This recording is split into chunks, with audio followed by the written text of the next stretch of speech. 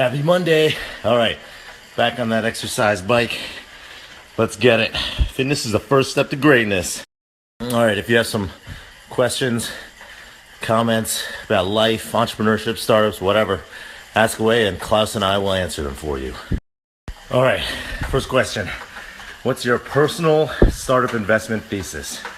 I like this one. I've answered before, but it's fun. Basically, there's three kinds of angel investing that I do. Number one, FOMO investing. Basically, anyone who I am a personal friend of or has worked for me in the past, I'll invest in their company no matter what. Under the thesis that if they're successful and I didn't invest, the regret might literally kill me. This comes from a few things, but one of my co-founders, Kyle, introduced the founders of Dropbox together. We were friends with them early. I helped the Airbnb guys apply to YC, didn't invest there. And my friend Ben showed me the first version of Pinterest, and I thought, I don't think that's going to work.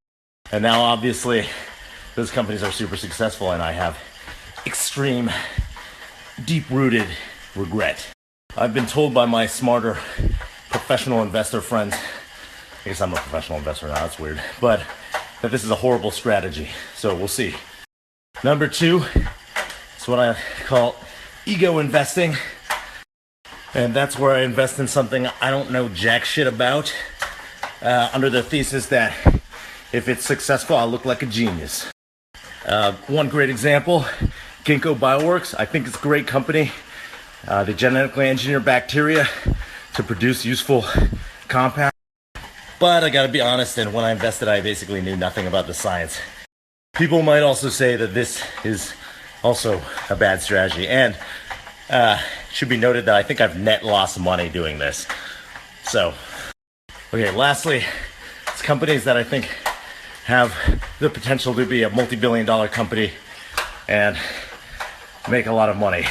These are probably the majority of the investments, but I mean, I would say the major differentiating factor is things where I think it can actually be huge because the market's huge. A lot of people come and try to pitch businesses that are, probably fine small businesses or medium-sized businesses or even 100 million.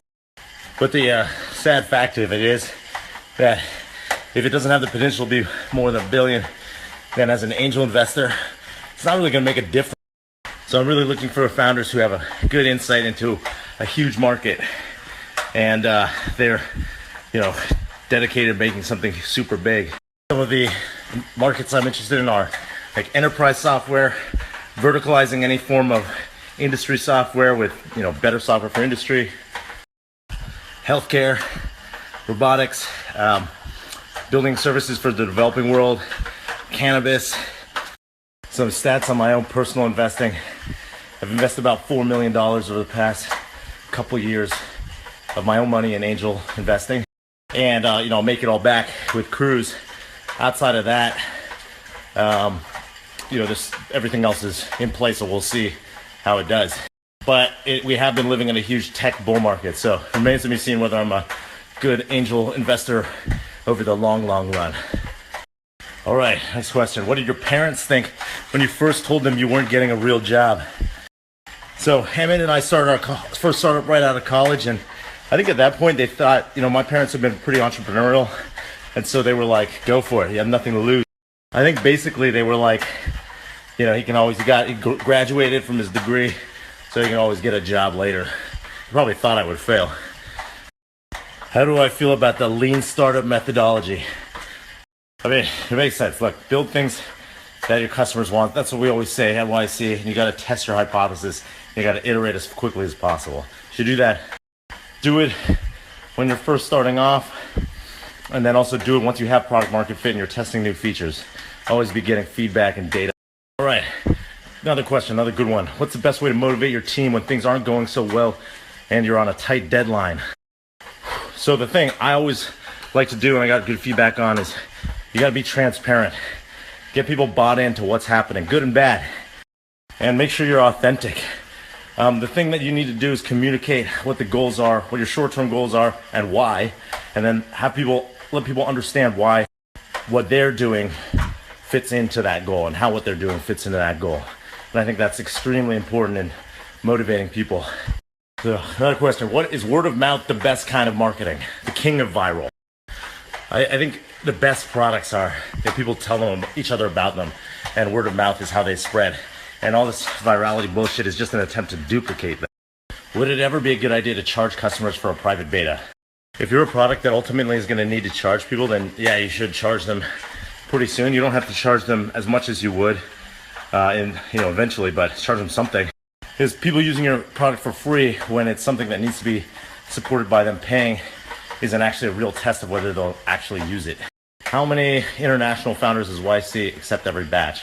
I think it's about 25%.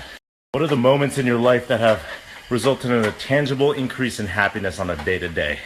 That's a good question because I don't think there are any discrete moments that have created a permanent increase in happiness. The things that have increased my happiness are having a great relationship, having close personal friends and my family nearby. Number 3, working out. Seeing yourself in TechCrunch or selling a startup, even if it's for a lot, that feels good for a little bit. 1 day, 7 days, then you're back to being yourself. Things that make you really happy in life are being okay with what's going on, being self-aware, having close social relationships, and that's it. Money can absolutely not buy happiness. I tried a lot. All right, we gotta go. Got some meetings to do. So, good luck to you guys on this beautiful Monday.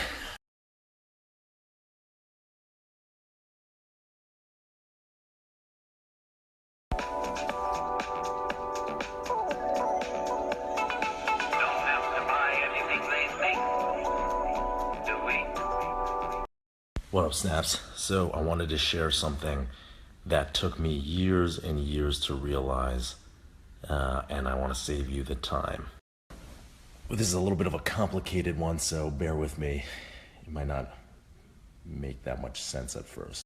When I started off in startups, I used to make decisions based on what I thought I was supposed to do and not based on what I thought I wanted to do or was good at. Like, I thought I was supposed to want to be the CEO.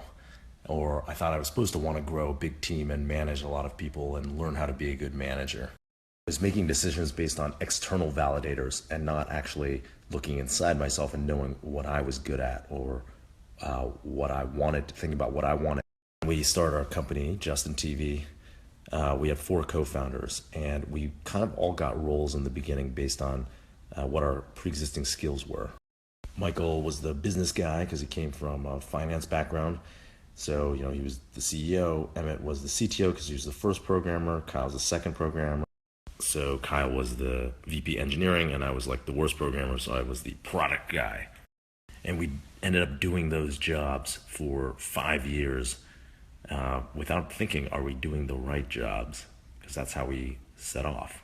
But if we had stopped and taken a look at what we were all good at, we could have saved ourselves a lot of heartache because we actually all should have been in different jobs. Turns out Emmett was really good at management and probably should have been the CEO. Kyle cares a lot about how things are implemented and probably should have been the CTO. Michael should have been in charge of product because he thinks about product from first principles. And I'm really good at recruiting and pitching, and I probably should have been some sort of president role. For many founders, I see them doing things where they think they should be doing this because that's what's needed in their startup, but it's not something that they're really good at. If you don't love to do it, if you don't love to do something, you're much better off hiring someone or finding someone else to do it who cares about that. I think one of the hardest things is to really look internally and ask yourself, what do I love doing and what am I good at doing, and knowing yourself. You've got to let go of all the things that ego is telling you should do and make decisions purely based on what's going to be the best. For example, today, my ego tells me, Justin, you should try to be the CEO of a bigger company. But, if I think about it and I look inside myself, I know that's not what I want to do. It's not really what I think I'm best at or makes me happy. I think the hardest thing is to know yourself and to be at peace with it. Good luck. All right, now that I've given you that awesome advice, Praveen and I are going to open up this Swagway I bought. And let's see what we've got in here. Some pieces of rubber, very useful. Instructional video and instructions, don't need those. Alright, white box. Go. Alright, and then, oh, the Swagway. Let's see. Nope, not working. What? Go. Oh my god, leave. I'm gonna fall down and kill myself on this thing.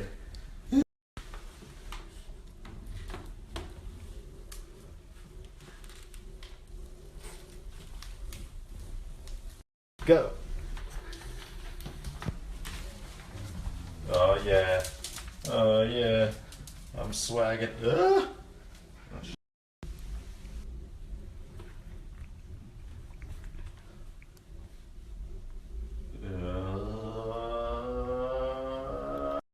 Alright, let's see it. I'm gonna snap while swagwaying. Wow,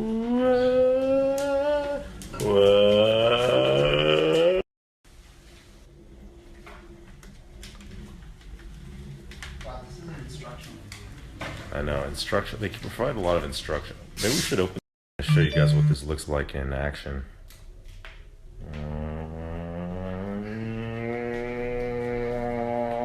Doesn't really make that noise. I'm just. All right, you're doing it. You're doing it.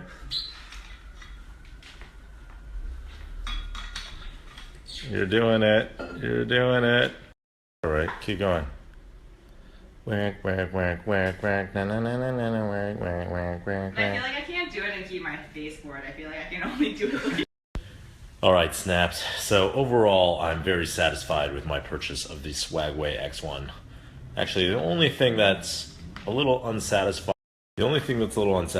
is that they're about to come out with a new version, which means I'm missing some of the awesome features. Well, I assume they're coming out with awesome features.